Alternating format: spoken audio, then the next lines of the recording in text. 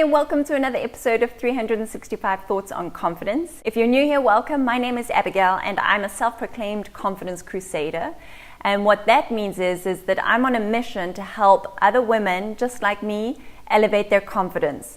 These are women who potentially work for themselves, who are creative, working in creative industries, and women who recognize that personal development is a crucial part of their business and life fulfillment. So if you feel like you could do with a daily boost of confidence, then consider subscribing to the channel.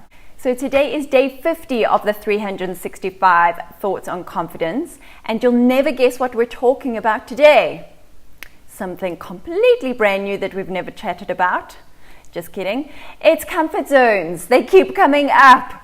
And I looked at this one and I thought, how much more is there really to say about comfort zones? But you know what? It's so important that we kind of get it into our psyche and we rewire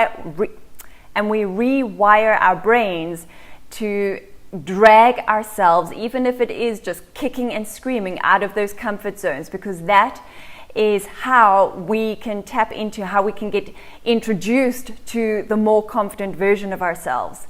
So today's thought on confidence reads, your comfort zone is a danger zone. I think the first thing that makes a comfort zone a particularly dangerous zone is because we don't necessarily know that we're in it until we're in it, and then it's too late.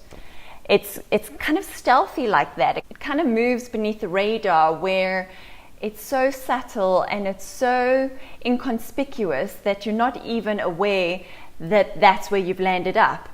And by the time you realize that, you're kind of in so deep, like up to your neck, that the journey out of that comfort zone becomes that much more challenging.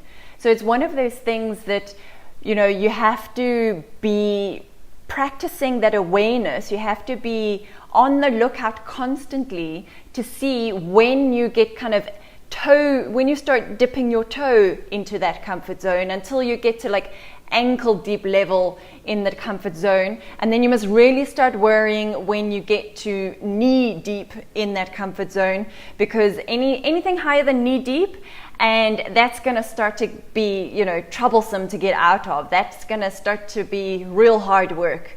The effort level goes up significantly if you get anything deeper than knee deep. If you've ever tried to run in the ocean, you'll know what I'm talking about. That when you're ankle deep, it's fine, this is cool, I can easily run through the waves. But then you get to knee deep and then it becomes a little bit harder to get that momentum. And anything higher than knee deep, you're just like, this is a slow, steady slog. This is going to be hard work. You've got to watch out for it. It's sneaky. It's going to catch you by surprise. The other thing that's so dangerous about the comfort zone is that it's a little bit like that Bermuda Triangle. Like, things disappear in there, and in particular, your memory. Have you ever noticed that when you're in your comfort zone, you don't really remember anything about your time there, about your experience?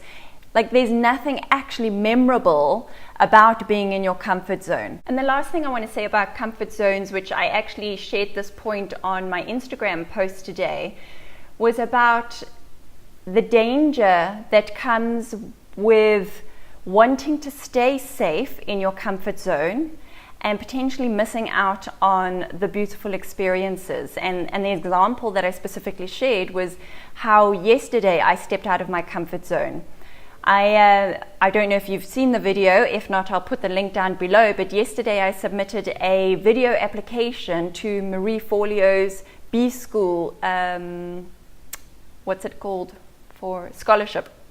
And the nature of the process that she has set up is that you very publicly announce, I want to win, a spot on the B School scholarship. And you submit your video and you explain who you are, why you deserve it, what impact you could potentially make with the knowledge that you will learn from B School. And then you have to share that.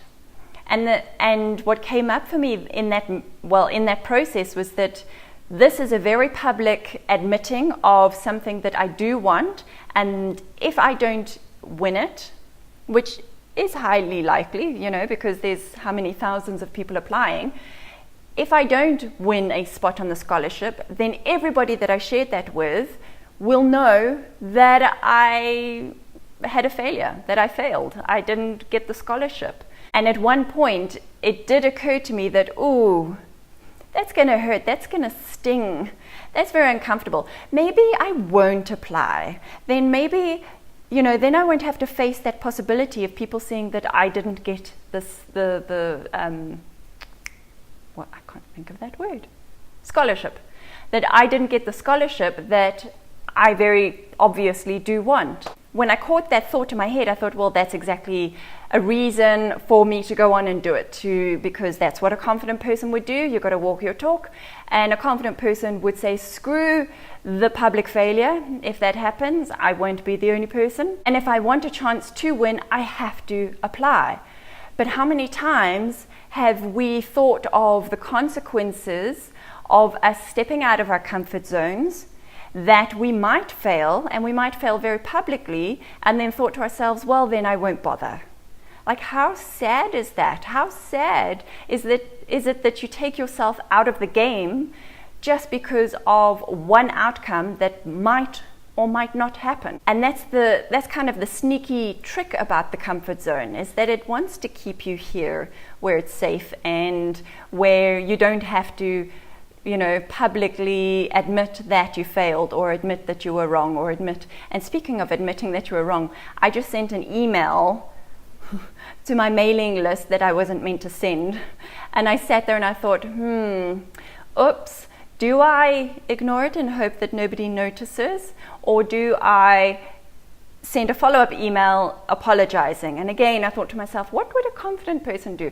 A confident person would send the email, apologize, put your hands up, like, take the consequence. If you unsubscribe, then sorry to have upsetted you. So that was an example today of how I stepped out of my comfort zone. So lots of stretching. It takes work, it takes effort, it's not comfortable. Even when you do work on your confidence every single day, stepping out of that comfort zone will forever remain an uncomfortable process. So that's my thought for the day. I'd love to hear from you. Have you made a mistake? Or what danger zone have you identified in your comfort zone? How is it actually doing more damage than good by staying in that comfort zone of yours? What comfort zone are you going to smash this week? Let me know in the comments below.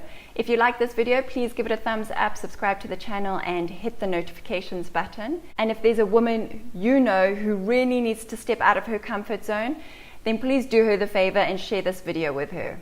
And before I go, I wanted to let you know about 2 free events that I'm hosting this week. One is online, so if you're not in Cape Town, you can still attend. The other one is in person. So if you are in Cape Town, then I would love to meet you face to face. It is on Wednesday the 21st and Thursday the 22nd. Online is on the 21st and in person is on the 22nd. I'll put links to the details below. We're going to be talking about awareness. So it's a nice way to kind of check in with yourself. Where are you? Where do you want to be? And what is it going to take to get you there? I'd love to have you join me. The links are in the description below. Please do go and register either online or in person, whichever one works for you. And I will see you there. Otherwise, I'll see you here tomorrow. Have an awesome evening.